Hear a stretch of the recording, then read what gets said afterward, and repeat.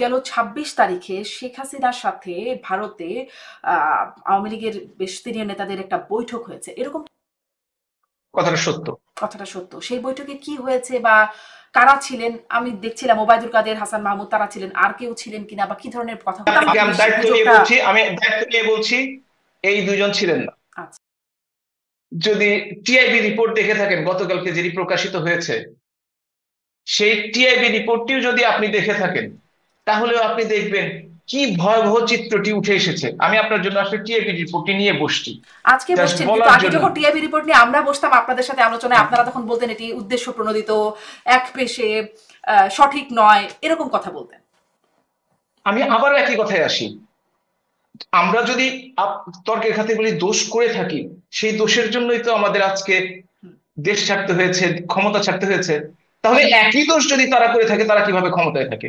সেই প্রশ্নের উত্তর আমাকে দেন।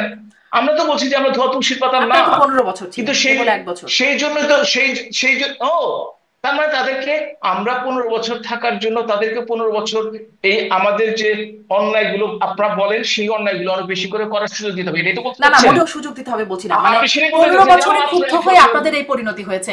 যদি ক্ষুব্ধ হয় মানুষ, মাত্র 1 বছর গেছে, সামনে পরিণতি হবে না সেটাই বা কে বলছে? 1 বছর পর নির্বাচনের সময় এবং জুলাই ঘোষণাপত্র দিয়েছেন প্রধান উপদেষ্টা, চাউর হয়েছে সাবেক মার্কিন রাষ্ট্রদূত পিটার হাসের সাথে হাসনাত সার্জিস তাসনিম জারাদের বৈঠকের খবর।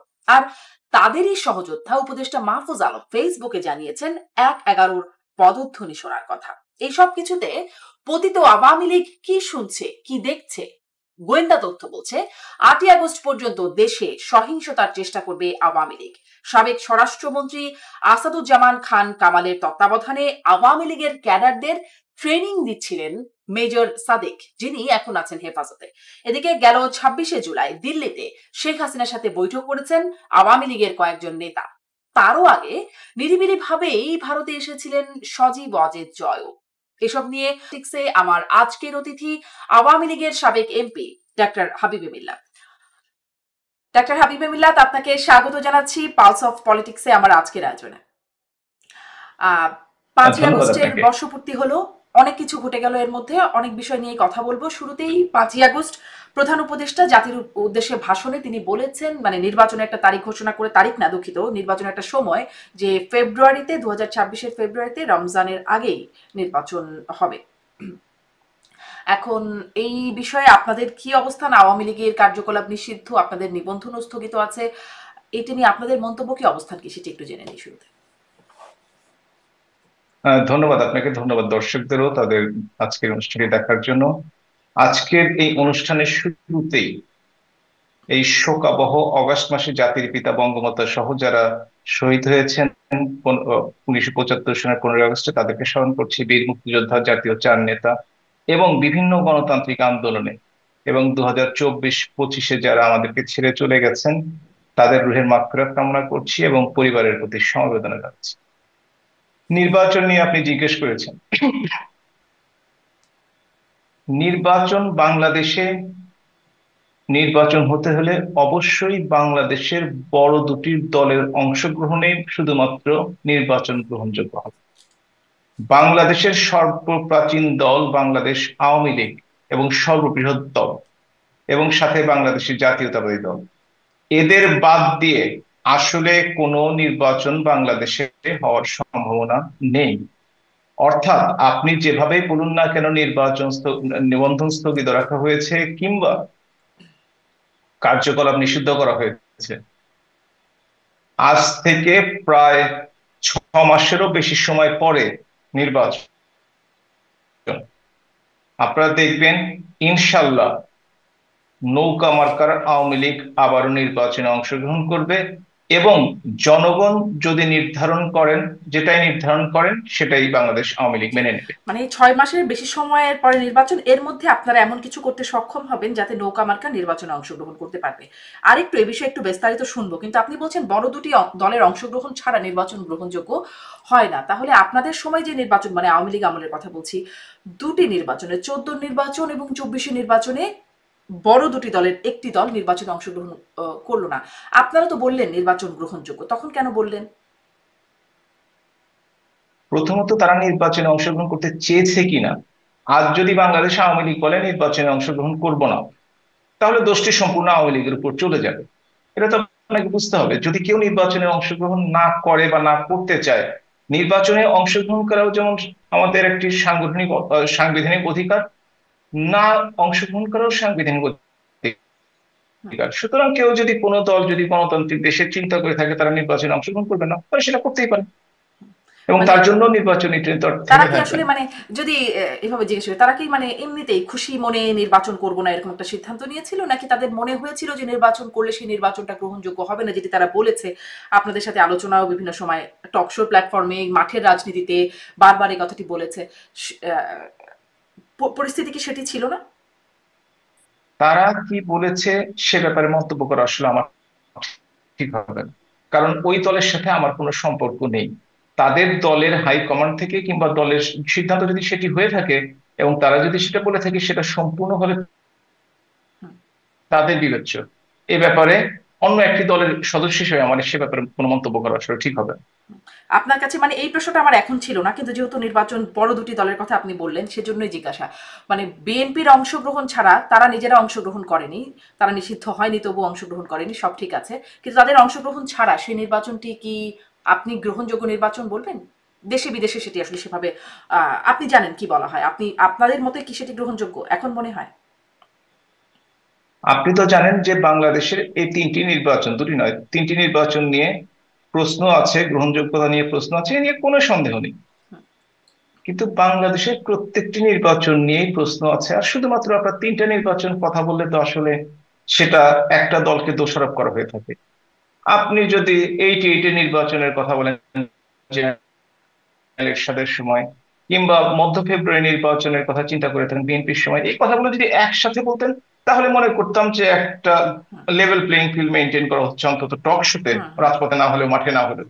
তাহলে অবশ্যই বলা যেতে পারতো সেই নির্বাচনগুলোর কি অবস্থা, কিংবা না, যে ধরুন 15 ফেব্রুয়ারি নির্বাচনগুলোতে নির্বাচন সামরিক হয়েছে, শাসকরা করেছে। তারপরে আসলে সরকার বেশি দিন টিকতে পারে নাই, তারপরে আবার নির্বাচন হয়েছে, আওয়ামী লীগ এসেছে, তারপরে আবার যদি নির্বাচনে কোনো ঝামেলা হয়েছে মানে নির্বাচনের পরে পট পরিবর্তন হয়েছে, ক্ষমতার একটা পরিবর্তন হয়েছে, কিন্তু আপনারা মানে এটা এই কারণে বারবার হয়তো আলোচনায় আসে 14, 18, 24 এবং তারপরে আর কত যে যদি আপনারা ক্ষমতায় থাকতেন তার কি কোনো সীমারেখা ছিল? আপনাদের কি কোনো মনস্তত্ত্ব ছিল যে সামনে নির্বাচনকে গ্রহণযোগ্য করতে আপনারা কি করবেন? কোনো পরিকল্পনা কি ছিল? আমরা তো শুনিনি তখন।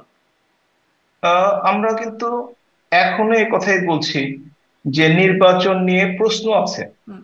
বাংলাদেশের যে সমস্ত নির্বাচনগুলো, সেটা 79 নির্বাচন যেটা জেনারেল জিয়াউর রহমান করেছিলেন, 88 নির্বাচন জেনারেল এরশাদ করেছিলেন, 86 নির্বাচন, অনেকগুলো নির্বাচন নিয়ে প্রশ্ন আছে। কিন্তু একটি ব্যাপার খেয়াল করে দেখেন, আপনি যে কথাটি বললেন যে 86, 96 যে মধ্য ফেব্রুয়ারি নির্বাচন, সরকার কিন্তু জনপ্রিয়তা না থাকার জন্য টিকতে পারে নাই। হুম। কিন্তু আওয়ামী লীগের ক্ষেত্রে কিন্তু এইটি ঘটে নাই, এটাও কিন্তু বাস্তবতা, এটা স্বীকার করতে হবে, সে যে কারণেই হোক না কেন। হুম। তাহলে সেই জনপ্রিয়তার এত ধস হঠাৎ করে কেন হয়ে গেল যে 24 এভাবে আপনাদের বিতাড়িত হলো, টিকতে পারলেন না আপনারা? হ্যাঁ, এটা একটা খুবই ভালো কথা বলেছেন, যে আসলে কি এমন হলো যে বৈষম্য বিরোধী ছাত্রদের একটা আন্দোলনের মাধ্যমে পরে জনগণ সম্পৃক্ত হয়ে আওয়ামী লীগ টিকতে পারতো না। এটা এক খুবই ভালো প্রশ্ন করেছেন। যখন জাতীয় আন্তর্জাতিক ষড়যন্ত্র এবং বিশ্বাস ভঙ্গ বা বিশ্বাসঘাতকতা ঘটে থাকে, তখনই এই ধরনের ঘটনা ঘটে। এটা শুধু বাংলাদেশে না, পৃথিবীর বিভিন্ন দেশে হয়েছে। আপনি দেখছেন প্রেসিডেন্ট ট্রাম্প নিজে বলেছেন তিনি কিন্তু ইউএসএইড বন্ধ করে দিয়েছেন, কারণ বাংলাদেশের নাকি strengthening of the landscape, political landscape of Bangladesh. কথার অর্থ আমি অনেক বোঝার চেষ্টা করেছি, আপনি আমাকে একটু বুঝিয়ে বললে ভালো হবে। তার অর্থ বুঝি নাই, কিন্তু তার পিছনে টাকা খরচ করা হচ্ছে।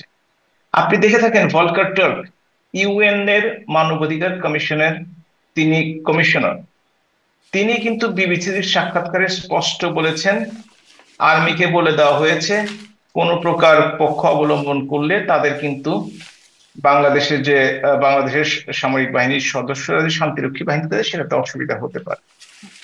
এবং আপনি যদি এখন দেখে থাকেন তাহলে দেখবেন যে এই যে ছাত্রলীগের মধ্যে শিবিরের কর্মীরা লুকিয়ে ছিল, তারা অত্যাচার করেছে বিভিন্নকে, আপনার এগুলো কিন্তু অস্বীকার করার কিছু নাই। এবং আপনারা কিন্তু চিন্তা করে দেখবেন, সেদিন আমি ডক্টর সায়ন্তর একটা টক শুনছিলাম, যে এই যে নাহিদ ইসলাম যিনি এখন সিটিজেন ন্যাশনাল সিটিজেন পার্টির আহ্বায়ক, তিনিও নাকি শিবিরের কর্মী, যেটা তাকে জেলে নাকি আরেকজন জামাতের নেতা তাকে বলেছেন, আমি শুনেছি। সুতরাং সবাই মিলে যদি একটা এমন অবস্থার সৃষ্টি হয়েছিল, বিশেষ করে জাতীয় এবং আন্তর্জাতিক ষড়যন্ত্র এটা ঘটতেই পারে, এবং এই হুম। সময় জনপ্রিয়তা থাকলেও সরে যেতে হতে পারে। আর একটি কথা বলে রাখি, সেটা হচ্ছে আপনি যদি জনপ্রিয়তার মাপকাঠি বাংলাদেশের ক্ষেত্রে, যদিও নির্বাচন নিয়ে প্রশ্ন আছে, তবুও 2008 সালে নির্বাচন বাংলাদেশ আওয়ামী লীগ 48 ভাগের বেশি ভোট পেয়েছিল, হুম। এটা আমি সবাই জানি। আওয়ামী লীগের সবচেয়ে দুঃসময়ে 75-এ জাতির পিতা বঙ্গবন্ধু শহীদ হওয়ার পরে যে নির্বাচনটি হয় জেনারেল জিয়ার জেনারেল জিয়ার সামরিক শাসনের সময়, সেই সময়টিতে সবচেয়ে খারাপ সময় কিন্তু আওয়ামী লীগ 25 ভাগের বেশি ভোট পেয়েছিল, সেটি সবচেয়ে কম ভোট পেয়েছিল তাদের ইতিহাসে। এত কম ভোট কোনোদিন পায়। সুতরাং আপনাকে বিবেচনায় রাখতে হবে যে দলটি 35 থেকে 40 ভাগ জনগণের সমর্থনে নিয়ে আছে, সেই দলটি হ্যাঁ ভুল করেছে, অন্যায় করেছে। বেশি দিন ক্ষমতায় থাকলে ভুল হয়ে যায়, অনেক কিছু অন্যায় হয়ে যায় করেছে। তার জন্য অবশ্যই সেই ব্যাপারে শাস্তি যদি কোনো থেকে থাকে আইন অনুযায়ী বা আছে নিশ্চয়ই, সেটা অবশ্যই পাবে, সেটা আমি হলেও হবে, তাতেও কোনো অসুবিধা নেই। জি, অনেকগুলো কিন্তু প্রশ্ন জমে যাচ্ছে। এই যে এই ভুল তার করেছে, অন্যায় করেছে, আগের প্রশ্ন জমে গেছে। আমি আগেরটা থেকে শুরু করি যে আপনি বলছেন জাতীয় আন্তর্জাতিক ষড়যন্ত্র এবং বিশ্বাসঘাতকতা। জাতীয় আন্তর্জাতিক ষড়যন্ত্রের বিষয়টা মোটামুটি বুঝলাম। বিশ্বাসঘাতকতা কে করেছে? আপনি যদি দেখে থাকেন যে আগের দিনও যারা বিভিন্নভাবে নিয়োগপ্রাপ্ত বিভিন্ন কর্মকর্তাগণ, তারা আগের রাত অর্থাৎ 4 তারিখের রাতে যে কথাগুলো বলে গণভবন ত্যাগ করেছেন, পরবর্তীকালে পরদিন সকালে কিন্তু তারা সেই কথাগুলো রাখেন নাই। কেন রাখেন নাই? তাদের উপর কোথা থেকে চাপ এসছে, তারা কি করেছে, তাদের কমান্ড ফলো করেছে কিনা, এগুলো বিস্তারিত আসলে জানার ব্যাপার আছে। তবে ওই সময়টিতে যেহেতু আমি সরাসরি কোনো কাজের সাথে ইনভলভ ছিলাম না, আপনারা জানেন যে আমি সেই সময় এমপিও ছিলাম না, পার্টির কোনো গুরুত্বপূর্ণ দায়িত্বেও ছিলাম না, আপনি নিশ্চয়ই জানেন, এবং সেই জন্য ভিতরের খবরটি পাওয়াটা আমার জন্য কঠিন। তবে আপনি কি সেনা আমরা প্রধানের এতদিন কথা পর বলছেন? জাস্ট, কারণ কদিন আগে সাবেক স্বরাষ্ট্রমন্ত্রী আসাদুজ্জামান খান কামাল তিনিও একটা সাক্ষাৎকারে বলেছেন যে আগের রাতে সেনা প্রধান বলে গেছেন যে আমি মানে তিনি দেখছেন বিষয়টা, কিন্তু পরের দিন আসলে এই ঘটনা ঘটেছে। আপনিও কি তাই মিন করছেন? আমি পরিস্থিতি সাপেক্ষে সেদিকেই আমি ইঙ্গিত করার চেষ্টা করছি। আচ্ছা, তাহলে জাতীয় আন্তর্জাতিক ষড়যন্ত্র কিন্তু এবং যেহেতু সেনাবাহিনী সরাসরি আমি, সেনা প্রধানের বিশ্বাসঘাতকতা। যেহেতু যেহেতু সরাসরি ব্যাপারটার সাথে আমি সরাসরি জড়িত নই, হুম। সুতরাং আমি সকলের কথা শুনে ইঙ্গিত করছি। আমার পক্ষে যদি বলেন আপনি জানেন কিনা, তবে ব্যাপারটা হচ্ছে না আমার পক্ষে, যেহেতু ওইখানে উপস্থিত ছিলাম না ওই সময়টাতে, আমি রাজনীতিতে ততটা অ্যাক্টিভ ছিলাম না, সুতরাং অবশ্যই আমি ব্যাপারটাকে প্রমাণ করতে পারা আমার পক্ষে জি, সম্ভব নয়। স্পষ্ট। ডক্টর হাবিবে মিল্লাত, সজীব অজের জয়, শেখ হাসিনা পুত্র, তিনি একটি ফেসবুকে পোস্ট করছেন, যেটি আওয়ামী লীগের ফেসবুকে আমি দেখলাম, সেখান থেকে দেখলাম তিনি লিখছেন আজ মানে 5ই আগস্টের প্রসঙ্গে তিনি লিখছেন, আজ ছাত্র জনতা ও পুলিশ গণহত্যা দিবস। গত 2024 সালের এই দিনে বিদেশি মদতপুষ্ট জঙ্গিরা নির্বাচিত সরকারকে সহিংসভাবে উৎখাত করে অবৈধভাবে ক্ষমতা দখল করে, কোটা বিরোধী আন্দোলনের নাম দিয়ে দেশকে 71 পূর্ব অন্ধকারে ফিরিয়ে নিয়ে যায়। আপনিও দেশীয় আন্তর্জাতিক ষড়যন্ত্র বিশ্বাসঘাতকতার কথা বলছিলেন, কিন্তু আমি আসলে এই বিষয়টা জানতে চাই যে বঙ্গবন্ধু শেখ মুজিবুর রহমানের নেতৃত্বে মুক্তিযুদ্ধ এবং সে স্বাধীনতা সংগ্রাম এবং আমাদের স্বাধীনতা, তারপরে তার কন্যা শেখ হাসিনার নেতৃত্বে থাকাকালীন সময়ে 71-এর পূর্ব অবস্থায় ফিরে গেল।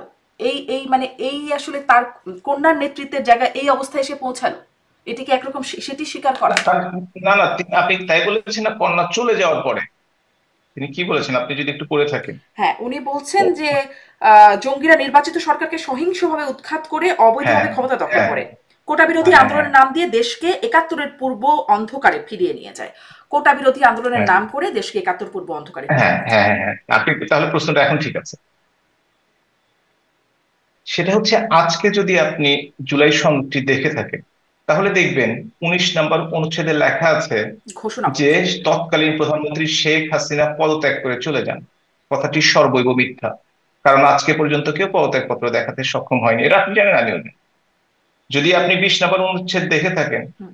তাহলে দেখবেন ওইখানে লেখা আছে যে 20 এবং 21 দুটো মিলিয়ে, যে আপনি দেখে থাকবেন লেখা আছে যে 106 অনুচ্ছেদ ধারা অনুযায়ী সুপ্রিম কোর্টের সিদ্ধান্ত, অ্যাপিলেট ডিভিশনের সিদ্ধান্ত অনুযায়ী তারা ক্ষমতা এবং দায়িত্ব গ্রহণ করে, যেটিরও ডকুমেন্ট আজকে পর্যন্ত তারা দেখাতে পারে নাই।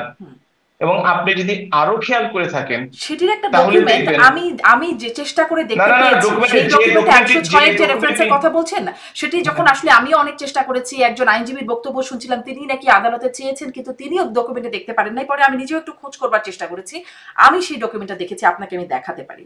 জি, আপনি বলুন, আমি আপনি দেখবার চেষ্টা আপনি করি। আসলে দেখেন, কারণ কোর্টের মাধ্যমে যেটা করা হয়েছে, আজকাল তো অনেক ডকুমেন্ট আমরা দেখি হুম, কোনটা আসল কোনটা নকল সেটা বলা, কোনটা ফেক হুম, কোনটা বলা, এটা খুবই কঠিন কাজ।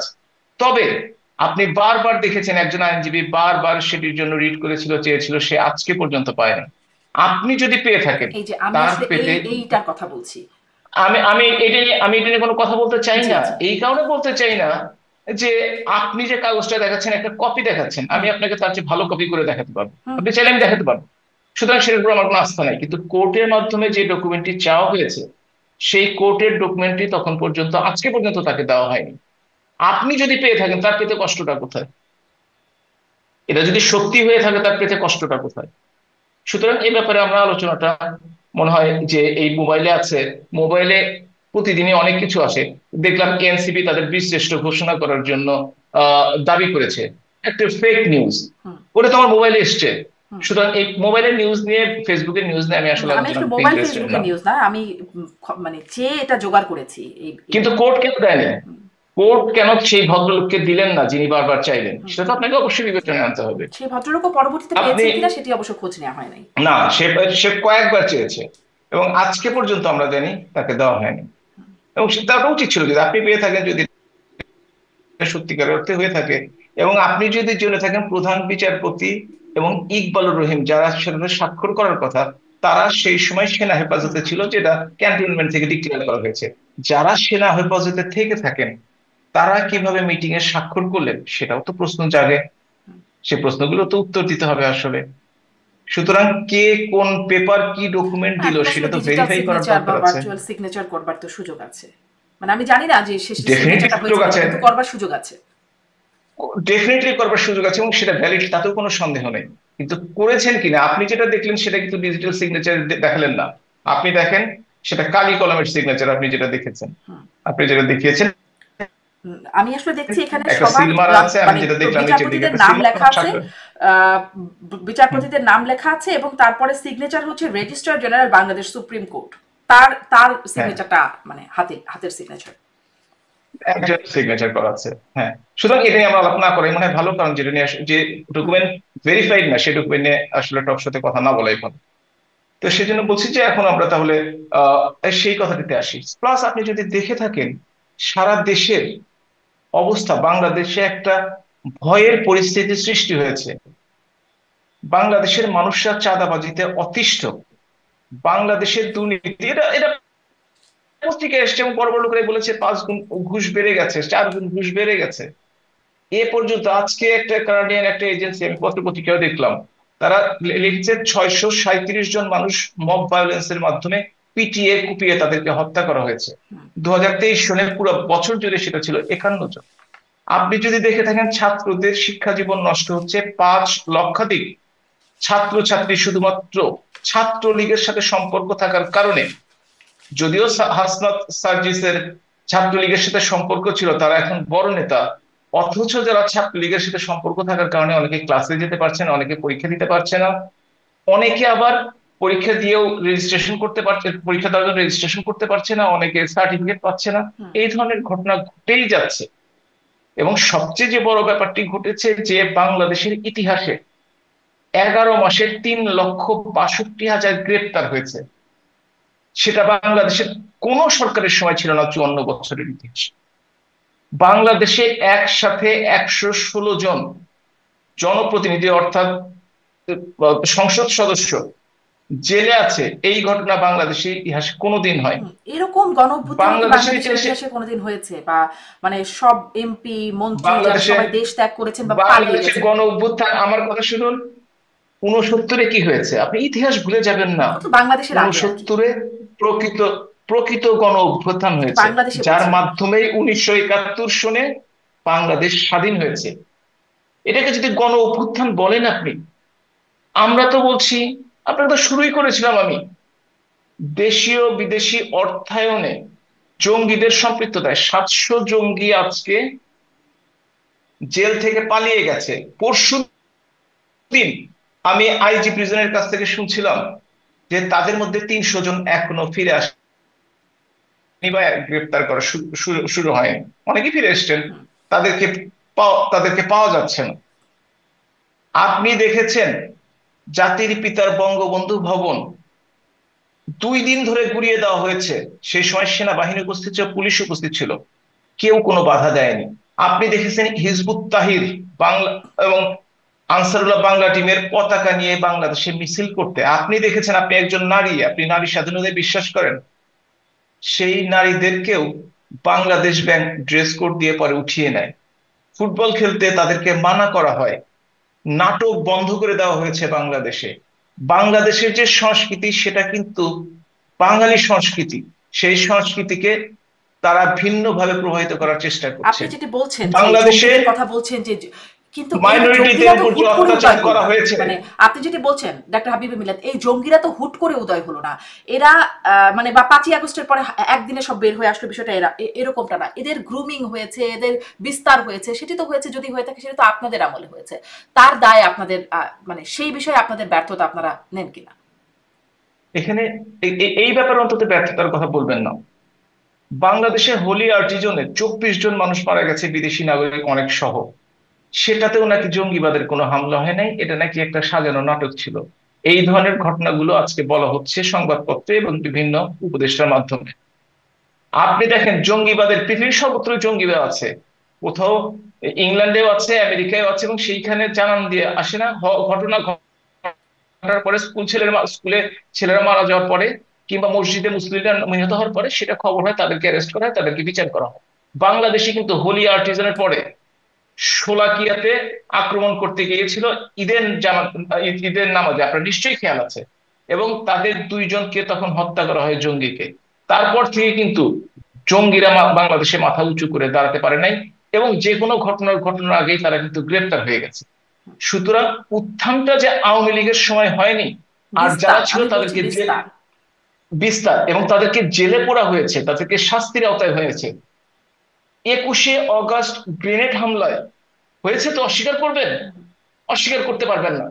সেখানে সব আসামিকে খালাস দেওয়া হয়েছে, কেউ কি দায়ী না? এটা কিতে এটা কিতে কি হয়েছে এটাতে যে এই গ্রেনেড গুলো আকাশ থেকে বৃষ্টির মতো বা শিলা বৃষ্টির মতো, শিলের মতো পড়েছে, যে কেউ এর সাথে দায়ী না? দায়ী হচ্ছে ওই শিল বা ওই মেঘ। তারা কিভাবে মুক্ত হয়? সুতরাং জঙ্গিবাদকে যদি আশ্রয় প্রস্তাব দেওয়া হয়, স্বাধীনতা বিরোধী জামাতের কথা বলেন, আমরা দোষ করেছি, অপরাধ করেছি, 15 বছর ক্ষমতায় ছিলাম, অনেক কিছু করেছি আমরা, কিন্তু জামাত ইসলামের মতো তো অপরাধ আমরা করি নাই।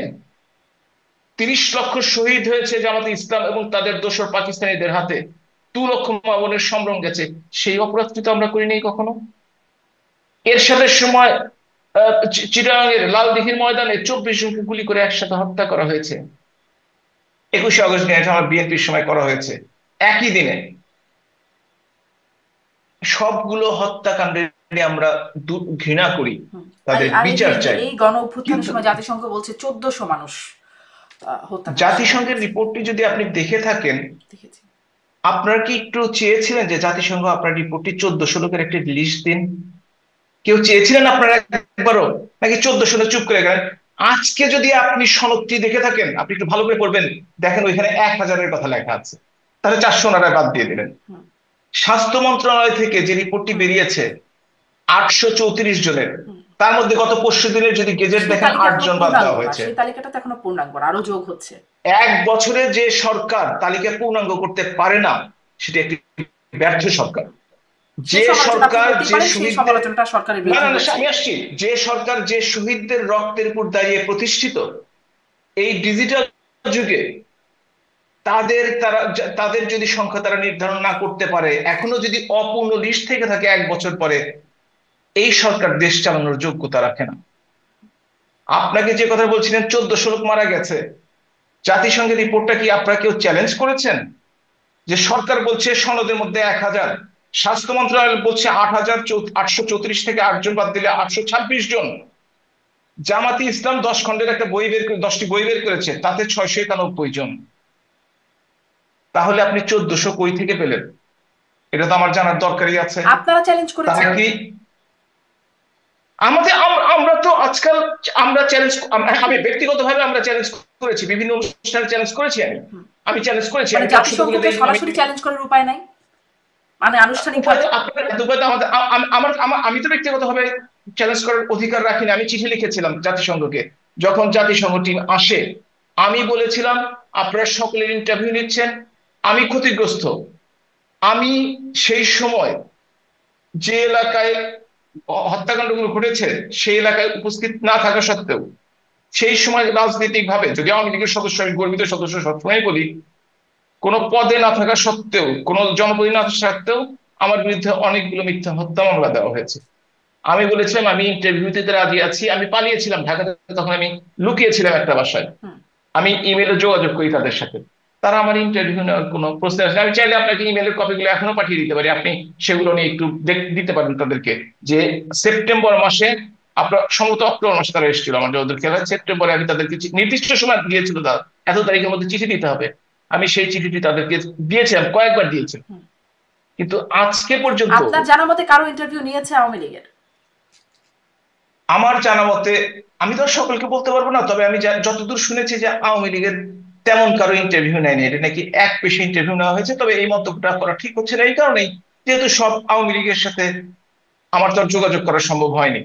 তবে আমি আমার কথা বলতে পারি, আমি ইমেল দিয়ে বারবার কনফার্ম করেছি। 2বার যখন ভলকার টুয়ার্ক আসছিল তখন ইমেল দিয়েছি, এবং তার টিম আসছিল তখন ইমেল দিয়েছি, কিন্তু তারা কোনো রেসপন্স করেনি আজকে পর্যন্ত। জি, আপনি এটা আমাকে খুবই ইমেল কপিটা দুঃখজনক। পাঠাবেন। আমি পরবর্তীতে যখন কারোর সাথে কথা বলবার সুযোগ হবে আমি জিজ্ঞাসা করবো যে আসলে কেন ইন্টারভিউ বা কাদের ইন্টারভিউ নেওয়া হয়েছে। আমি আজকে রাতেই আপনাকে ইমেল করে পাঠিয়ে দেব, নিশ্চয়ই। আমি একটু এবং আসি যে ডিটেইলস সহ পাঠাবো। মানে আপনি বলছিলেন যে মানে ভুল অন্যায় অনেকে তো করেছেন, 15 বছর ক্ষমতায় ছিলেন, বিশেষ করে গণ অভ্যুত্থানের সময় যে পুলিশের আচরণ, আপনি অতীতের হত্যাকাণ্ডগুলোর কথা বলছিলেন, সেই সময় যে হত্যাকাণ্ডগুলো, তার আগে নির্বাচনকে কেন্দ্র করে একে একে মানে ক্ষোভ, হত্যাকাণ্ড, পরবর্তীতে এসে আমি বারবারই এই প্রশ্নটা করি, মানে দেশের ভেতরে এই বিষয়টা আলোচনা হয় যে আপনারা কি অনুসূচিত, আপনারা কি এটার জন্য ক্ষমা চাইবেন? কদিন আগে আওয়ামী লীগের সাধারণ সম্পাদক ওবায়দুল কাদেরকেও আমি এই প্রশ্নটা করছিলাম। তিনি বলছেন ক্ষমা চাইবেন, দেশে যদি ক্ষমা চাইতে হয় দেশে ফিরে দেশের মাটিতে দেশের মানুষের কাছে ক্ষমা চাইবেন। মানে আপনাদের কি আনুষ্ঠানিক কোনো কথাবার্তা হয়েছে যে আপনারা ক্ষমা চাইবেন, অনুশোচনা প্রকাশ করবেন? হয়েছে এরকম এক বছরে? আমি আপনাকে বলেছি যে আওয়ামী লীগের কোন নীতি নির্ধারণী পর্যায়ে আমি কেউ না। তবে ব্যক্তিগতভাবে যদি আমাকে বলে থাকেন, আমি দেখেন আমার কথার শুরুতেই কিন্তু 2024-25 সুস্পষ্ট ভাবে উল্লেখ করেছি যে যে কোনো মায়ের কোল খালি হলে আমরা দুঃখ পাই, কারণ যার দোষী হয়েছে আমরা তার মাগফিরাত কামনা করি, পরিবারের প্রতি সমবেদনা জানাই এবং বিচার চাই। তবে বিচার প্রত্যেকটি হত্যাকাণ্ডের চাই আমি। শুধুমাত্র ইনডেমনিটি দিয়ে কোন কোন হত্যাকাণ্ড বন্ধ করবেন, সিরাজগঞ্জ আমার নিজের জেলায়, সেই বিএনপির সাধারণ সম্পাদক, বিএনপির কেন্দ্রীয় কমিটির সদস্য নিজে স্বীকার করেছেন যে তারা পুলিশ হত্যায় নেতৃত্ব দিয়ে পুলিশের মেরুদণ্ড ভেঙে দিয়েছেন। অথচ সেই মামলায় 6,000 জনকে আসামি করা হয়েছে, 4 জনের নাম দেওয়া হয়েছে, বাকি 6,000 বেনামি আসামি। সেই 4 জন হচ্ছে আওয়ামী লীগের সভাপতি, সাধারণ সম্পাদক, এলাকার চেয়ারম্যান, ভাইস চেয়ারম্যান। এটা কি আপনাদের অনুসরণ করে করা হলো? মানে এরকম বিষয় খুবই নিন্দনীয় বিষয় নিঃসন্দেহে। আমি সেই ভিডিওটিও দেখেছি, সিরাজগঞ্জের বিএনপি নেতা যিনি কথাটি বলছেন, আমি সেই ভিডিওটি দেখেছি। কিন্তু আপনাদের সময় ধরেন যখন আবু সাইদ হত্যাকাণ্ড হলো তখন এফআইআর হলো, এফআইআর এ সব বিএনপি নেতাদের, যে পুলিশকে দেখা গেল গুলি করতে প্রথমত তার নামও ছিল না বা কারো নামই ছিল না, থাকলো সব বিএনপি জামাতের নেতাদের বিরুদ্ধে, নেতাকর্মীদের বিরুদ্ধে মামলা হলো। ওই একই প্রক্রিয়ার অনুসরণ হচ্ছে। তার অর্থ হচ্ছে যে যদি একই প্রক্রিয়ার অনুসরণ হয়ে থাকে তাহলে কেন সরকারের পরিবর্তন হলো? সরকার পরিবর্তন হওয়ার কি দরকারটি ছিল? যদি একই কাজই করবেন তার মানে এটা আপনারা জোর করে ক্ষমতা দখল করে আপনাদের ক্ষমতা এখন দেখাচ্ছেন। হ্যাঁ, আওয়ামী লীগের সময় আমি তো বারবার বলেছি, সেটা যদি আমার নিজের অপরাধ হয় বিচার হওয়া দরকার আছে। কিন্তু আপনি একই কাজ করবেন আর গণ অভ্যুত্থানের কথা বলবেন, বিপ্লবের কথা বলবেন, ফ্যাসিবাদের কথা বলবেন নব্য ফ্যাসিবাদ হয়ে, তা তো মেনে নেওয়া যায় না। কারণ আপনি নিজেই বললেন যে সেই কাজটি যেটা আওয়ামী লীগ করেছিল সেটা বর্তমানে এনআইপুরে হয়েছে এবং সারা বাংলাদেশেই হয়েছে, এবং চাঁদাবাজি একটা অসহনীয় পর্যায়ে চলে গেছে। বিএনপি শুরু করেছিল, বড় দল বেশি চাঁদাবাজি করেছে, আর এনসিপি কি করছে তা তো দেখতেই পাচ্ছেন। জামাতের নামেও ডকুমেন্টেড 32টি চাঁদাবাজির অভিযোগ আছে, আনডকুমেন্ট তো বলা সম্ভব না। সুতরাং এই হচ্ছে দেশের অবস্থা। মানে এই বিএনপি জন্যই মানুষ আওয়ামী বলে লীগের যে আগেই ভালো জায়গাগুলো ছিলাম। ছিল, যেই জায়গাগুলো ছিল সেই জায়গাগুলো এখন বিএনপির কাছে ট্রান্সফার হয়েছে। আরো বেশি কিছু হচ্ছে, সেই বিষয়গুলো হয়তো এখন গণমাধ্যমে আসছে, কিন্তু আওয়ামী লীগেরও একদম মানে নির্ধারিত জায়গা ছিল যেখানে চাঁদাবাজি হয়, যেটা সবার জ্ঞাতসারেই হতো। হতে হতে মানে যদি হতে হতো 15 বছর আওয়ামী লীগে যে কেউ চাঁদাবাজি করে নাই, কেউ দুর্নীতি করে নাই, কেউ ব্যাংক ডাকাতির সাথে জড়িত ছিল না, আমি তো একদম অস্বীকার করি নাই। কিন্তু তাহলে কেন এই পরিবর্তন? তাহলে কেন সরকারকে সরে যেতে হবে? যদি একই কাজ করেন, কোনোভাবে নির্বাচন করে তো আওয়ামী লীগ ক্ষমতায় ছিল বৈধভাবে। এরা তো কোনোভাবে নির্বাচন না করে সম্পূর্ণ অসাংবিধানিক ভাবে ক্ষমতায় এসছে। এদের তো কোনো বৈধতাই নেই। তাহলে কেন তারা ক্ষমতায় থাকবে? কেন তারা ক্ষমতায় আসবে? কেন তারা বড় বড় কথা বলবে একই কাজে যদি করে থাকে?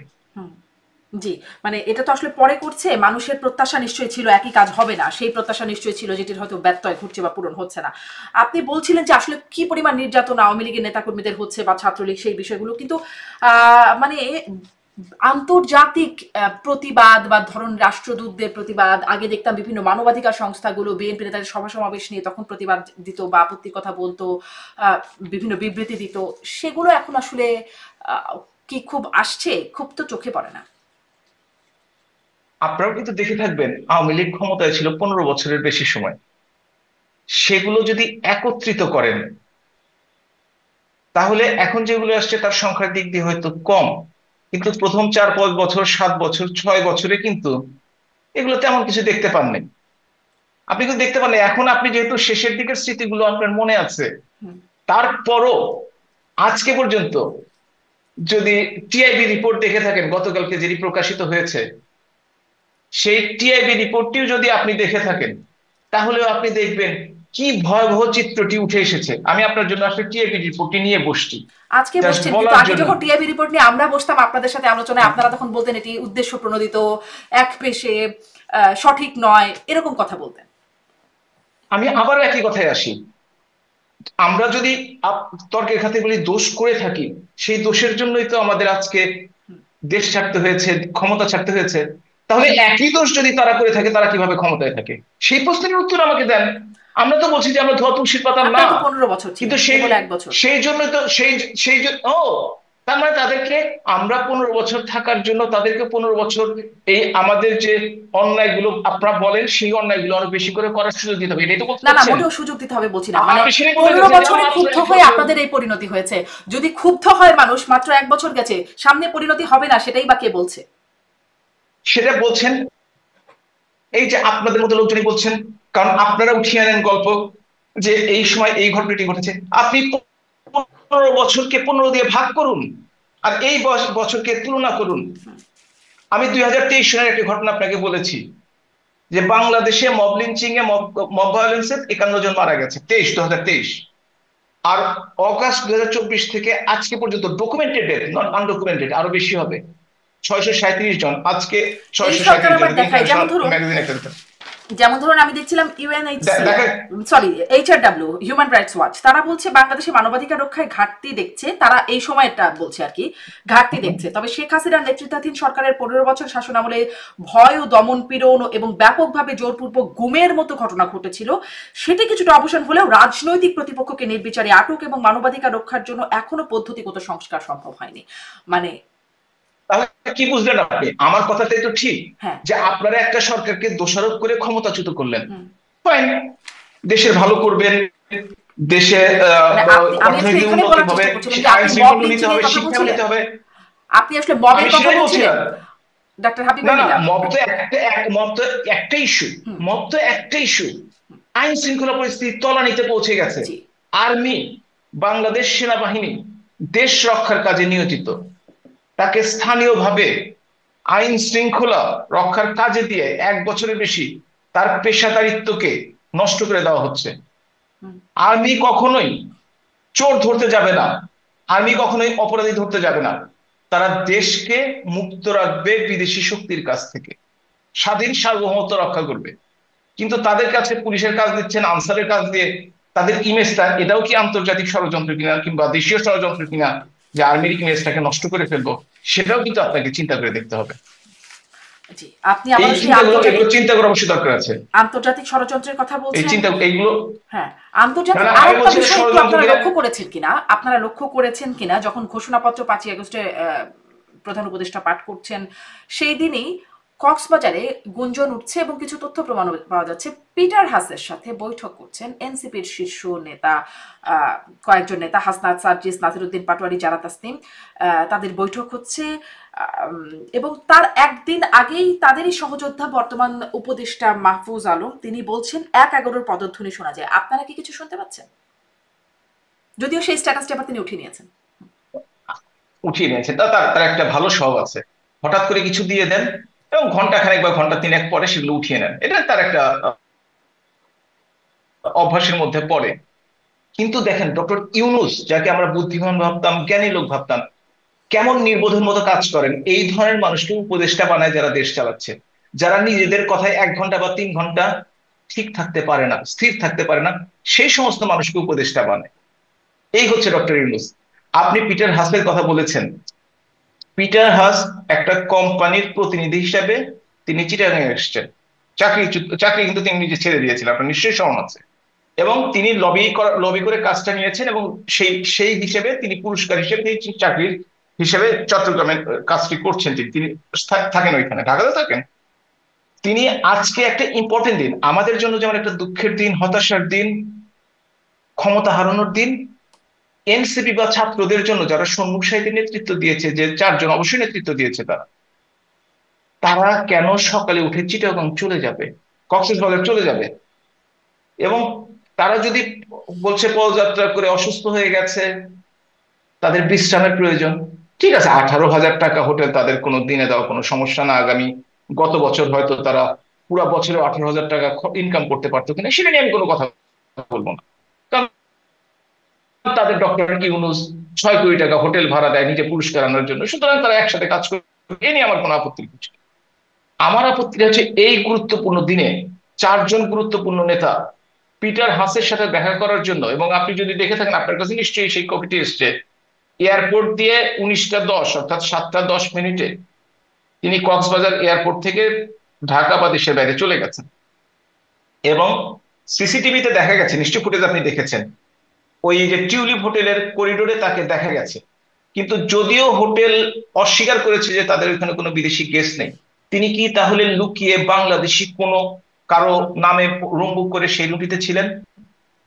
এইটা যদি বিদেশি ডিপ্লোম্যাট, বিশেষ করে আমেরিকান অ্যাম্বাসেডার স্বভাব হয়ে থাকে, এবং তারা কেন আজকে এই গুরুত্বপূর্ণ দিনটিতে, যেটিতে আজকে তাদের ইয়েতে থাকার কথা, পার্লামেন্টের সামনে মানিক এভিনিউতে থাকার কথা ছিল এই 4 জন নেতার, কারণ তারা তার গুরুত্বপূর্ণ, তারা থাকেনি। অর্থাৎ তাদের এর চেয়েও কোনো গুরুত্বপূর্ণ কাজ আছে। সেটা কি করিডোর, সেটা কি সেন্ট মার্টিন, সেটা কি চিটাগং পোর্ট, আমরা জানি না। কিন্তু খবর আমরা বের করবোই, আমরা জানবোই কেন এই 4 জনকে পিটার হাসের সাথে দেখা করতে হলে কক্সবাজারের টিউলিপ হোটেলে যে দেখা করতে হবে, কেন আপনারা কি গোপনে এই 1/11 মতো গুরুত্বপূর্ণ কিছু দিনটি। পদধ্বনি শুনতে পান? মাহফুজ আলম যেমন শুনতে পাচ্ছেন, মানে 1/11 মতো কিছু, যেটি আসলে মির্জা ফখরুল ইসলাম আলমগীর 5ই আগস্টের পর পর প্রায় বলতেন, তিনি তখন সেটি শুনতে পাইতেন, এখন আর খুব বেশি শুনছেন না, কিন্তু মাহফুজ আলম এখন আবার শুনতে পাচ্ছেন। আসলে একটা, যদি কেউ কাউকে ভয় দেখানো, যেমন একটা ভয়ের সংস্কৃতি বাংলাদেশে তৈরি হয়েছে, এটা থেকে সাধারণ জনগণ যেমন মুক্ত নয়, তেমনি ভাবে বাংলাদেশের উপদেষ্টারও মুক্ত নয়।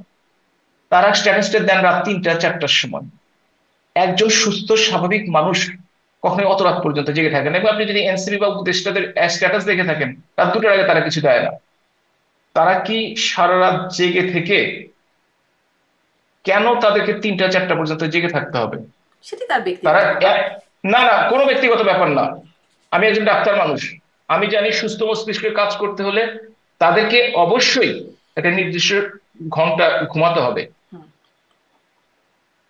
এবং যেটা বিশেষ করে যারা এত গুরুত্বপূর্ণ দায়িত্বে আছে, তাদেরকে অবশ্যই ঘুমাতে হবে, অথবা তারা ভুল করবে যেটা জাতির জন্য ভয়ঙ্কর একটা বিপদ হিসেবে আসবে। হুম। আমি ডাক্তার হিসেবে জানি এটা, এটুকু পড়াশোনা আমার আছে। হুম। সুতরাং তারা সেই কাজটাও করছে না, এবং প্রমাণ দিয়ে করছে না। এবং তারা স্থির মস্তিষ্কের না, তারা একটা স্ট্যাটাস দিয়ে পরের মুহূর্তে সেটা উঠিয়ে নিচ্ছে। জি, অর্থাৎ তাহলে আমি এই একই প্রশ্ন তারা আপনার বুঝতে কাছে পারছে না। আরেকটু করতে চাই, মানে এই স্থির মস্তিষ্কের আমরা দেখলাম যে সজীব অজের জয় তিনিও একটি পোস্ট করেছিলেন, তিনিও আসলে মাঝে মাঝে পোস্ট দিয়ে উঠিয়ে নিচ্ছেন। আপনি যেটি মাহফুজ আলমের ভালো স্বভাব বলছেন এবং এটিকে আবার বলছেন স্থির মস্তিষ্কের কাজ নয়। তিনি যেমন ধরেন খুব আলোচনা যখন হলো, বিবিসি যখন ওই ভয়েস ক্লিপটির সত্যতা যাচাই করার কথা বলে যে তারা এটা সত্যতা সম্পর্কে মোটামুটি নিশ্চিত হয়েছে যে শেখ হাসিনা বলছেন লেথাল ওয়েপন ব্যবহারের নির্দেশ দিচ্ছেন, যেই ফোন আলাপটি শোনা যাচ্ছে, সেটির বিষয়ে সজীব অজের জয় ফেসবুকে লিখছেন যে এটি 2016-র ওই হলি আর্টিজানের ঘটনায় জঙ্গি দমনের নির্দেশ দিচ্ছেন শেখ হাসিনা। পরে আওয়ামী লীগ দাবি করলো যে এটি আসলে এআই দিয়ে করা, এবং সজীব অজের জয় তার আগেই সেটি আবার উঠিয়ে নিলেন। তিনিও কি স্থির মস্তিষ্কের না? যদি কেউ, বিশেষ করে গুরুত্বপূর্ণ লোকজন, তারা যেটা বলবে সেটা চিন্তা ভাবনা করে বলে, এটা যদি মাহফুজের ক্ষেত্রে সত্য হয়ে থাকে, এটা সকলের জন্য সত্য, এটা অস্বীকার করার কোনো কারণ নেই। ভুল মানুষ একবার করতে পারে, কিন্তু মাহফুজুর রহমান বারবার ভুল করছেন। এটা মানুষ ভুল করতেই পারে, কিন্তু ভুল যদি বেশি হয়ে যায়, তখন তার স্থিরতা সম্বন্ধে মানুষের প্রশ্ন উঠতে মস্তিষ্কের পারে। জি, প্রশ্ন সেই উঠতেই বিষয়ে পারে। প্রশ্ন উঠতে পারে, স্পষ্ট আপনার এই হ্যাঁ, বক্তব্যটা। কিন্তু ওই জায়গাটায় যদি যেহেতু আসলে একটু আরেকটু জিজ্ঞাসা করি যে সেই বক্তব্যটা লেথাল ওয়েপন ব্যবহারের নির্দেশনার জায়গায়, সেটি নিয়ে আমি কদিন আগেও আপনাদের নেতাদের সাথে কথা বলবার চেষ্টা করেছি। এই যে যে দ্বৈততা, সজীব অজয় জয় প্রথমে বললেন যে এটি 2016-র ঘটনা, হলি আর্টিজানের ঘটনা, আওয়ামী লীগ বললো এআই দিয়ে করা, কিন্তু অনেক নেতারাই আবার সজীব অজয় জয়ের সেই বক্তব্যটা তারা আবার সেই বক্তব্যের সুরে লিখেছেন। ফেসবুকে ফলো করছিলাম, অনেকেই বলছেন যে এটি আসলে 16-র ঘটনা। উম, কিন্তু শেখ হাসিনা তো প্রায়ই কথা বলছেন, বিভিন্ন নেতাদের সাথে কথা বলছেন, ফোন আলাপ হচ্ছে তার অনেকের সাথে। তিনি কেন এই বিষয়টি নিয়ে কথা বলছেন না? এটি কি আপনি কোনোভাবে জেনেছেন বা জানতে চেয়েছেন আপনারা যে তিনি কেন এটি নিয়ে বলছেন না? এটি তো একটা খুব মারাত্মক অভিযোগ। যেমন ধরুন কিছুদিন আগে তিনি এটা নিয়েও কথা বলেছেন যে আদালত যখন তার বক্তব্যের প্রেক্ষিতে তাকে আবার 6 মাসের কারাদণ্ড দিয়েছে, সেটি নিয়েও তিনি পরবর্তীতে কথা বলেছেন। কিন্তু এটি এত বড় অভিযোগ উঠছে, তিনি কেন কথা বলছেন না? একটা খুবই গুরুত্বপূর্ণ প্রশ্ন আপনি করেছেন। এবং আপনি দেখুন যে উনি আজকে এখনো টেলিগ্রাম গ্রুপে কথা বলছেন। আসলে কারো হয়তো প্রশ্ন করলে তিনি উত্তরটা দিবেন, কিন্তু যে চেয়ে এই সমস্ত কথাবার্তা যদি প্রোপাগান্ডা হয়ে থাকে, কিংবা তিনি যদি মনে করে থাকে, আমি জানি না, আমার সাথে কথা হয়, প্রোপাগান্ডা হয়ে থাকে, তাহলে সব প্রোপাগান্ডার উত্তর দেওয়াটা সমীচীন সবসময় নেয়, নাম্বার ওয়ান। নাম্বার টু হচ্ছে, জাতিসংঘ ফেসবুকে যারা বলছে, লেখেন, বিবিসি বলছে, সত্যিকার এত আলোচনা হয়ে যাচ্ছে, না কিন্তু না এটিকে না প্রোপাগান্ডা না, বলা আমি হচ্ছে। কিন্তু ফেসবুকের কথা বলছি, আমি বিবিসির কথা বলিনি, আমি জাতিসংঘের কথা কিন্তু বলি নাই। এবং সেটা যদি সত্য হয়ে থাকে, যদি বিবিসি সত্য কথা বলে থাকে, কিংবা কিংবা কিংবা ইউনাইটেড নেশনস বলে থাকে, তাহলে সেটা তারা যদি প্রমাণ করতে পারে, তাহলে সেটা আদালতের বিবেচ্য বিষয়, আদালত দেখবে। সেটা তো আমার ব্যক্তিগত ব্যাপার নয় যে আমি তার উত্তর দিতে পারবো। তবে আমি একটা উত্তর দিতে পারবো, ফেসবুকে যারা লেখে তারা কতটুকু বুঝে লেখে, কতটুকু না বুঝে লেখে, আমি আসলে বুঝতে পারিনি। আমি সাধারণত ফেসবুক, আমি নিজে কোনো কমেন্ট করি না, এবং আমি মানুষের কমেন্ট দেখি না। কারণ আমি দেখেছি 90%-এর বেশি, পার্সেন্টেজটা উল্লেখ করা ঠিক হলো না, কিন্তু গুজব এবং না বুঝে লেখা। এবং আপনি নিশ্চয়ই খেয়াল করে জি দেখবেন। জি, ফেসবুকের সুতরাং ফেসবুকটাকে খবরকে আমি আসলে খুব আসলে খুব সত্যতা একটা হিসেবে, সোশ্যাল মিডিয়া হিসেবে দেখি, জি, এটার কোনো জার্নালিস্টিক মাপকাঠি থাকে না। জি, ধরা সেটি যাবে ঠিক। না, ধরা যাবে না। সেটি ঠিক। আমার প্রশ্নটা ছিল এখানে যে এত জি। ভয়াবহ অভিযোগ যেটির সত্যতাও বলছে বিবিসি আছে, সেটি নিয়ে এত আলোচনা, আওয়ামী লীগে দুইবার দুই রকম কথা হলো, মানে স্বয়ং শেখ হাসিনা কেন এটি নিয়ে কোনো কথা বললেন না? তিনি নানান বিষয় নিয়ে কথা বলছেন, তার বিরুদ্ধে মামলা হ্যাঁ হচ্ছে হ্যাঁ, সে বিষয়ে অবশ্যই বলছেন। অবশ্যই। হ্যাঁ হ্যাঁ, কথা ঠিক একদম। আপনি দেখেন ডক্টর ইউনূস, তিনি এক এক জায়গায় এক এক কথা বলছেন, আমি উদাহরণ দিতে পারি, 5-6টা বলে যেতে পারি, কিন্তু তিনিও কিন্তু ব্যাখ্যা দিচ্ছেন না যে তিনি কেন এই জায়গাতে এই কথাটি বললেন, পরবর্তী কথাটি অন্য জায়গায় বললেন। সুতরাং যারা ইম্পর্টেন্ট লোক, তারা কিন্তু হয়তোবা এই ব্যাপারগুলো অ্যাভয়েড করার চেষ্টা করেন। আমি জানি না, না জেনেই কথাটি বলছি, হয়তো অ্যাভয়েড করার চেষ্টা করেন, এবং সেটা আমার মতো একজন ক্ষুদ্র মানুষকে জিজ্ঞেস করা বা আমার কাছে উত্তর জি, বের করা মানে এক এক সময় এক আসলে এক কথা সম্ভব বলা, নয়। এটি একটা বিষয়, এটি একটা বিষয়, এটি একটা মানে নেতিবাচক বা সমালোচনা করার মতো বিষয় হতে পারে। আর এরকম একটা অভিযোগ যে দেশের মানুষের উপর লেথাল ওয়েপন ব্যবহারের নির্দেশ দিচ্ছেন খোদ প্রধানমন্ত্রী, তার বিরুদ্ধে যখন এই অভিযোগটা উঠছে এবং যখন সেটি তার দল অস্বীকার করছে, আমার প্রশ্নটা, এটা আমার নিজের প্রশ্ন নিজেই জাগে যে যদি অস্বীকার করার মতো বিষয় হয়, শেখ হাসিনা কেন নিজে বলছেন না যে এটি আসলে সঠিক ও না, এবং আমি তো যেখানে আমি দুই রকম কথা আমি আসলে আপনার ভুলে দলের গেছিলাম, মধ্যেই চলে আসছে। আমি আসলে ভুলে গিয়েছিলাম। আপনি আমাকে মনে করিয়ে দিলেন। আসলে দল থেকে এটা অস্বীকার করা হয়েছে, এবং দল থেকে বলা হয়েছে এটা সত্য নয়। এআই দিয়ে দল করা। থেকে তিনি তিনি তো দলের সভাপতি, তার উত্তর তো আপনি পেয়ে গেছেন। দল তো আর সভাপতির মতামত ছাড়া কোনো কিছু লিখতে পারবে না, বিশেষ করে সভাপতি সম্বন্ধে। সুতরাং এটা তো আপনার মনে আর কোনো প্রশ্ন থাকার হুম। কিন্তু দরকারই নেই, প্রশ্ন আপনি তো থাকার কথা, শুনেছেনই। কারণ এখন সজীবদের জয় আবার হ্যাঁ, কার? তার না তো না, আবার মা, এবং সত্যমিতা দলেরও সদস্য তার মাও। তিনি কিনে কেন এটা লিখে দিলেন যে না, সেটা তো উনি উঠিয়ে নিয়েছেন, সেটা তো উঠিয়ে নিয়েছেন দেখলাম আমরা। কিন্তু দল থেকে যদি কোনো বিবৃতি দিতে হয়, এখন তাহলে আদালতে প্রমাণ হবে হুম, এইটা নিয়ে। সুতরাং এটা নিয়ে জি জি, সেটা নিয়ে আপনাদের কাছে বেশি আলোচনা গুরুত্বপূর্ণ মনে করার হচ্ছে কিছু না, নাই, মানে দলের আদালতে সভাপতি প্রমাণ হিসেবে হওয়ার যদি জায়গাটা তো দলের অনেক অনেক দূরের ব্যাপার। আর আদালতে আসলে যে 21শে আগস্টের মতো ঘটনাও আমরা দেখে ফেলি যে কিছুই হয় না। আবার আবার অনেক কিছুই হয়ে যায়। আবার মামলার মানে আপনাদের আমলেও আদালতের অনেক কিছু আমরা দেখে, যেটা অনেক কথা বলতাম, আবার আদালত নিয়ে বেশি কথা বলে সেটা আদালত অবমাননাও হয়ে যেত, ভয়ে ভয়ে কথা বলতাম, এখনো হয়তো তাই বলতে হয়। যাই হোক, আদালতের দিকে আর সেদিকে না যাই।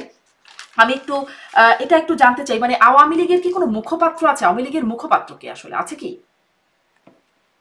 প্রত্যেকটি দলের সাধারণত মুখপাত্র হচ্ছেন, যদি দলের সভাপতি না হন, সাধারণ সম্পাদক, এটাই স্বাভাবিক নিয়ম। হুম, তো সেই হিসেবে বাংলাদেশ আওয়ামী লীগের যদি কেউ মুখপাত্র হয়ে থাকেন, তাহলে বাংলাদেশ আওয়ামী লীগের সাধারণ সম্পাদকই হওয়ার কথা, এবং সেটাই। এবং এখন পর্যন্ত আওয়ামী লীগ আসলে অন্যভাবে কিছু কিন্তু বলেনি। সুতরাং তর্কের খাতিরে বলে নিতেই হবে যে সাধারণ সম্পাদকই দলের সাধারণ মুখপাত্র। সম্পাদকের মুখপাত্র, আচ্ছা। মানে কারণ সেই যে নির্দেশনার বিষয়ে তো অনেক আলোচনা হয়েছে, তখন দেখছিলাম এক একজন নেতা বিভিন্ন ইন্টারভিউতে কেউ বলছেন যে এরকম বলাটা তো যৌক্তিক, আবার কেউ বলছেন তিনি এটা বলেন নাই, তার প্রমাণ কি হতে পারে, মানে এরকম। এই জন্যই জিজ্ঞাসা করছিলাম যে আসলে কোনো। আপনি কি দুটো ব্যাপার একসাথে করা যাবে না। একটা হচ্ছে আওয়ামী লীগের অফিসিয়াল পেজ থেকে যদি কোনো কিছু আসে, এটা আওয়ামী লীগের অফিসিয়াল ডিক্লারেশন। আর ব্যক্তিগত হিসেবে যত বড় নেতাই হোক না কেন, যাই বলুক না কেন, হুম, সেটা তার ব্যক্তিগত মতামত হতে পারে। কারণ সেই সময় তো তাকে জিজ্ঞেস করা হয়নি যে আপনি দলের পক্ষ থেকে বলছেন না আপনি দলের নেতা হিসেবে ব্যক্তিগতভাবে বলছেন, এটা তো জিজ্ঞেস করা হয়নি সেই সময়। জি। কিন্তু সাধারণভাবে যখন আমরা দলের নেতাদের সাথে কথা বলি, খুব ব্যক্তিগত জায়গা থেকে আলাপচারিতা করি না আর কি, আনুষ্ঠানিক আলাপ আলোচনায়। তখন আমরা একটু দলের না না, আমি কিন্তু ওই ব্যক্তিগত বলিনি। হুম, যেমন একটা দলের সিদ্ধান্ত থাকে, সেটা যদি সেটা বলা হয় দলের মিটিং এর মাধ্যমে বা কোনোভাবে, কিংবা হুম, দলের মুখপাত্র যদি বলেন, সেইটা দলীয় সিদ্ধান্ত। কিন্তু দলীয় সিদ্ধান্তের আলোকে আমাদের নেতারা কথাবার্তা বলেন, সব দলের নেতারাই হুম, কথাবার্তা বলেন। কিন্তু সেটাই যে দলের মতামত, সেটা নাও হতে পারে। সেটাই আমি বুঝাতে চেয়েছি। ব্যক্তিগত বলতে কারোর সন্তানের খবর, স্ত্রীর জি খবর জি নেওয়ার জি কথা জি, বলিনি আমি। স্পষ্ট মানে তার ব্যক্তিগত ব্যাখ্যা, দলীয় সিদ্ধান্তের বিষয়ে নানান রকম ব্যক্তিগত ব্যাখ্যা হয়তো সেটি। আমি একটু এটি এটি জিজ্ঞাসা করি, আপনি বলছিলেন টেলিগ্রাম গ্রুপে কথা হয়, মানে শেখ হাসিনা নিজেও, আপনাদের নেত্রী শেখ হাসিনা নিজেও কথা বলেন, মানে সবসময় কথা বলেন। একটা গুঞ্জন উঠলে ভারতীয় গণমাধ্যমে এই খবরটা এসেছে, বাংলাদেশ এটা নিয়ে বেশ চর্চিত হয়েছে, যে চাঁদা দিয়ে কথা বলতে হচ্ছে, ওবায়দুল কাদের চাঁদা নিচ্ছেন শেখ হাসিনার সাথে কথা বলিয়ে দেওয়ার জন্য। এরকম কি কিছু আসলে সত্যতা আছে? শুনেন, এই সবকিছু না জানলেও কিছু কিছু জানি দলের ব্যাপার। এবং আপনি যদি যে কথাটি বললেন, এটা আপনি ওই ফেসবুক থেকে বলছেন, না না, এটা কোনো ভারতীয় ভেরিফাইড। গণমাধ্যমে আসছে, এটা আমি বের আমি একটা করে। কথা বলি, আপনার কোনো ভেরিফাইড কোনো সোর্স নাই, আপনি তাকে চ্যালেঞ্জ করে দেখেন। হুম, ভারতীয় গণমাধ্যমগুলোতে একটা ব্যাপার আমি খেয়াল করি, বাংলাদেশে যেমন সব, যখন যে দল ক্ষমতায় থাকে, সবগুলো গণমাধ্যম সাধারণত তাদের সাথে একটা সুন্দর সম্পর্ক রেখে তাদের না চটিয়ে কাজকর্ম করে যায়। ভারতে একটা ব্যাপার আমি খেয়াল করেছি গণমাধ্যমগুলোর দিকে তাকিয়ে, যে তারা সরকারে থাকুক বিরোধী দল থাকুক, কিছু স্পেসিফিক অনলাইন মিডিয়া কিংবা টিভি স্টেশন কিংবা প্রিন্ট মিডিয়া, তারা সেই দলকে সমর্থন করে। এটা একটা আমার কাছে অন্যরকম লেগেছে বাংলাদেশের আর তুলনায়। বাকি বাকি মিডিয়াগুলোকে আওয়ামী লীগকে সমর্থন করে। বাকি মিডিয়াগুলো, মানে কিছু কিছু মিডিয়া হচ্ছে যেই দল ক্ষমতায় থাকে সেই দলকে, সেই না দলকে না, সমর্থন আমি করে। আওয়ামী লীগের সমর্থন অসমর্থন কলকাতার কোনো মিডিয়া নিয়ে কোনো আলোচনা করার কিছু নেই, কারণ তারা হয়তো বা তাদের দল কি করে সেই মতামত গুলো দেওয়ার চেষ্টা করে। তারা কিন্তু যে ইন্ডিভিজুয়ালি আওয়ামী লীগের সমর্থন বা কম সমর্থন সেটার দিকে নাই তারা। আচ্ছা, তার বিজেপি মানে কি এই করে, কথাটি এই তৃণমূল কি কথাটি আপনি করে, জেনে বলছেন যে এরকম কিছু হয় না? কোনো ভিত্তি নেই। আচ্ছা, এরা মানে কারণ সর্বৈব কারণ একটা আপনাদের মিথ্যা নেতাদের মধ্যে প্রচারণা। অনেকে আবার, মানে এখন না, আগের কথা বলছি, যে যখন মনোনয়ন নেবার সময় তখন তো চাঁদা বলে না, মনোনয়ন একটা বাণিজ্য, সেটি আপনাদের এই শীর্ষ নেতারা যারা আসলে মনোনয়ন দেবার জায়গা থাকতেন তারা করতেন। তো তাই ভাবছিলাম যে টেলিগ্রাম গ্রুপে আমি এই কথা কথা বলতেও সেরকম আমি একটা। আমি আমি সে সময় শুনেছি, সে সময় শুনেছি। এবং সেটা যে একবারে ঘটে নাই সেটা আমি অস্বীকার করবো না।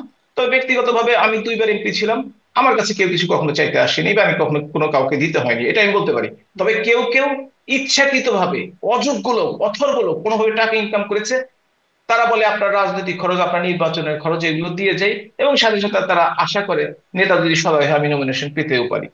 এইটা যে দেয় সে অপরাধী, যে নেয় সে অপরাধী, জি দুইজনেরই বিচার হওয়া জি, দরকার।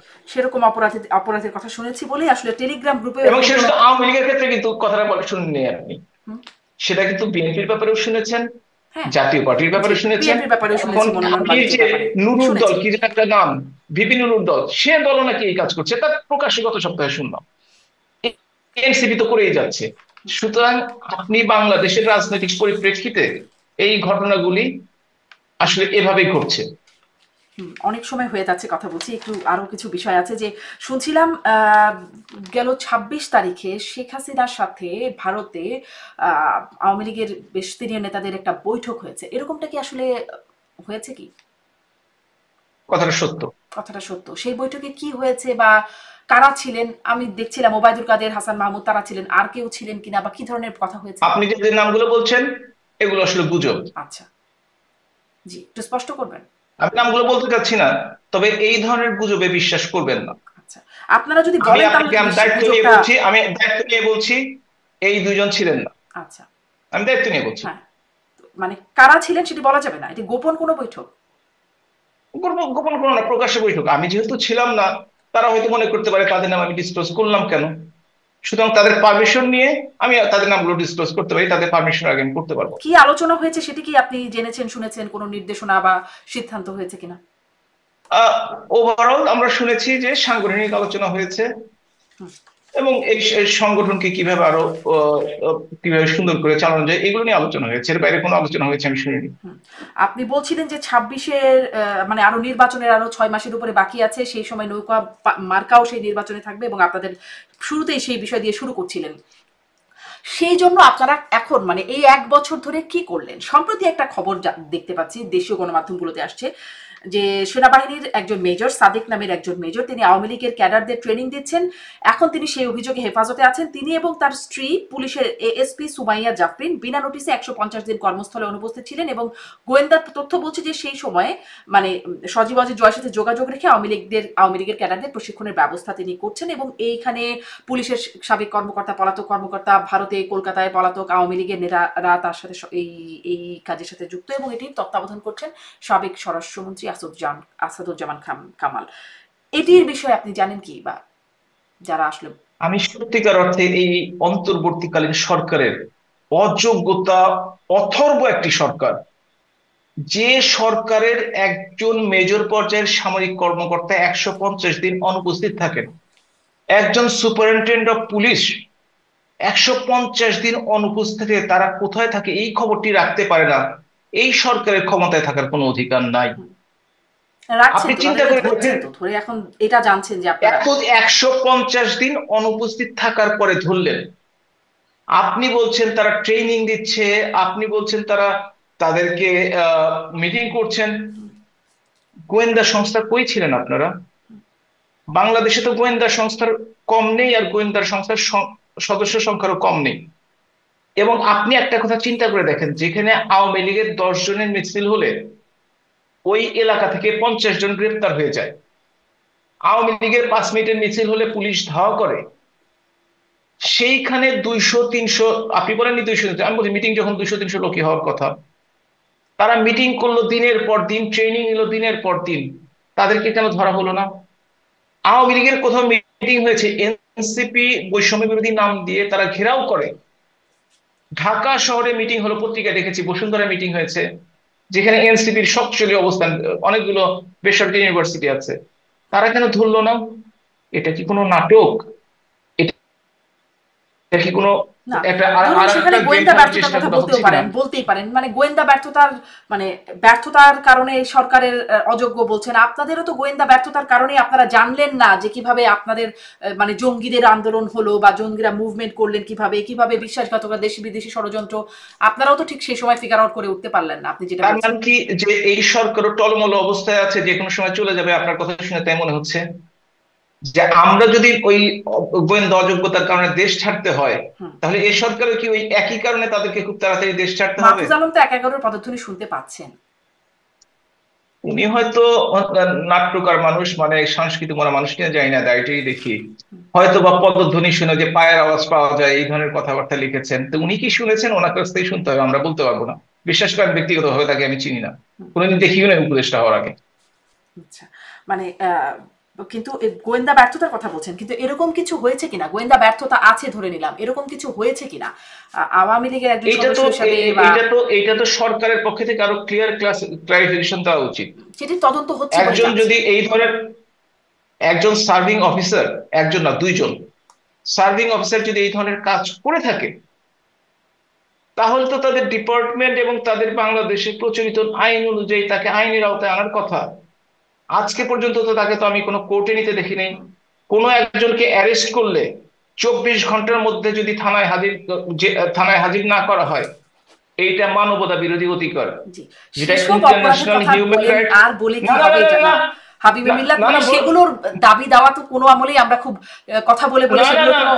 তাহলে সরকার পরিবর্তন কেন হলো? জি, আপনার সেটাই কাছে হয়তো আমি বিশ মানুষের বারের আশাভঙ্গ প্রশ্নই হতে করলাম। পারে, সেই বিষয়ে হয়তো হতে পারে। এখন অনেকেই আশাভঙ্গের বলছেন, 1 বছর অনেকেই তো সেটি হয়ে গেছে। বলছেন, অনেকেই সেটি বলছেন, কিন্তু আমি আসলে আপনার কাছে জানতে চাচ্ছিলাম যে আপনাদের দলের ভিতরে নেতাকর্মীরা ভারতে যারা আছেন তাদের মধ্যে এটা হচ্ছে, আলোচনা হচ্ছে, বা তারা সম্পৃক্ত আছেন, পুলিশের সাবেক কর্মকর্তা, সাবেক স্বরাষ্ট্রমন্ত্রী, আমি আপনি এই বিষয়ে আমি জানেন আমি কিনা? আমি আমি সেটা খবরের কাগজে দেখেছি কয়েকদিন আগে, হুম।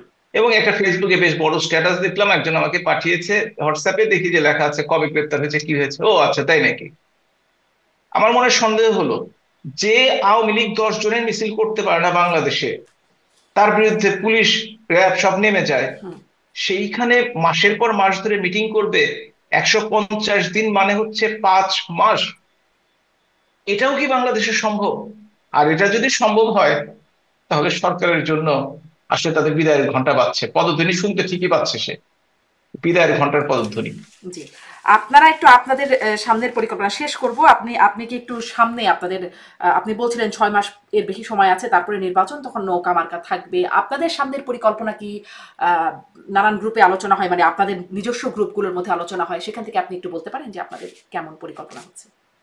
অবশ্যই পরিকল্পনা হচ্ছে, আমাদের অবশ্যই দীর্ঘদিন ক্ষমতায় থাকার কারণে আমাদের কিছু ভুল দ্রষ্টুটি ছিল, সেগুলো কাটিয়ে উঠে, যে আওয়ামী লীগ 76 বছরের দল বাংলাদেশের প্রত্যেকটি গণতান্ত্রিক আন্দোলনে নেতৃত্ব দিয়েছে, বাংলাদেশের মহান মুক্তিযুদ্ধে নেতৃত্ব দিয়েছে, বাংলাদেশকে স্বাধীন করেছে সারা বাংলাদেশের জনগণকে সাথে নিয়ে, সেই দলটি আবারও ফিরে আসবে জনগণের কাছে।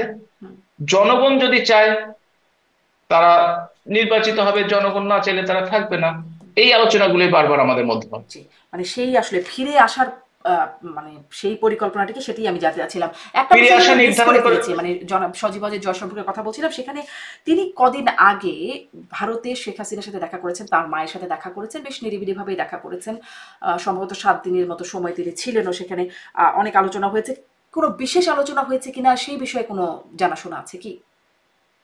আপনি একটু আগে বলছিলেন যে ছেলে মায়ের সম্বন্ধে মন্তব্য করেছে, সেটা তো ঠিক হওয়া দরকার। মা ছেলে যখন একসাথে কথা বলে, তখন কি বাইরের লোকের জানার সেই সুযোগটি আছে? এবং সেটা তিনি তো যে আছে, এসেছেন, শুধু তিনি মা তার সাথে ছেলে দেখা নন, দেখা করেন আসলে নাই একটি তার বড় সাথে। দলের একটা বড় দলের সভাপতি এবং প্রধান, আম, প্রধান। হ্যাঁ। বলা হচ্ছে ভবিষ্যৎ উত্তরাধিকারী, এই গুজবটা বা এই গুঞ্জন, গুজব বলবো না, গুঞ্জনটাও চাউর হয়েছে। এজন্যই বিশেষ করে, সেটি তো আপনাদের জানার কথা, এরকম কিছু জানেন কিনা? আমরা জেনেছি পত্রিকার মাধ্যমে চলে যাওয়ার পরে যে তিনি দিল্লিতে এসেছিলেন।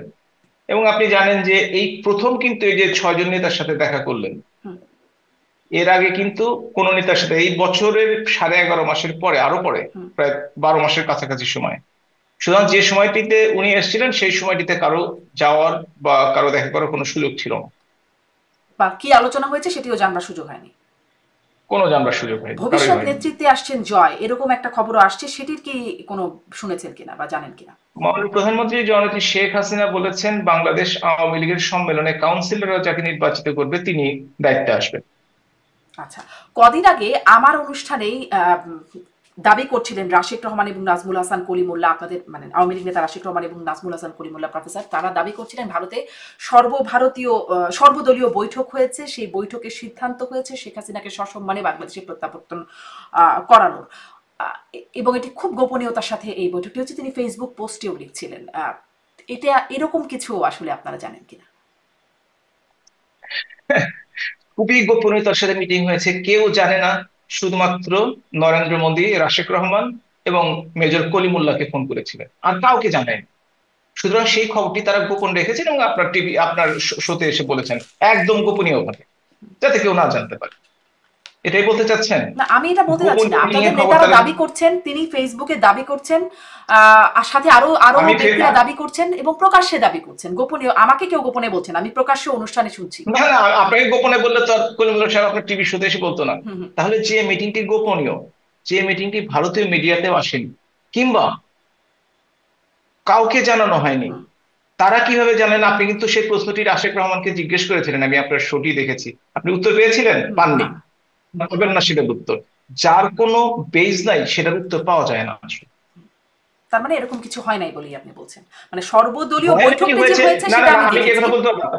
আমি বলতে পারবো না যে হয় নাকি হয়েছে, আমি বলতে পারবো না। আমি বলতে পারবো মিটিং হয়েছে, মিটিং এ কি হয়েছে আমি জানি না, তারাও জানে না।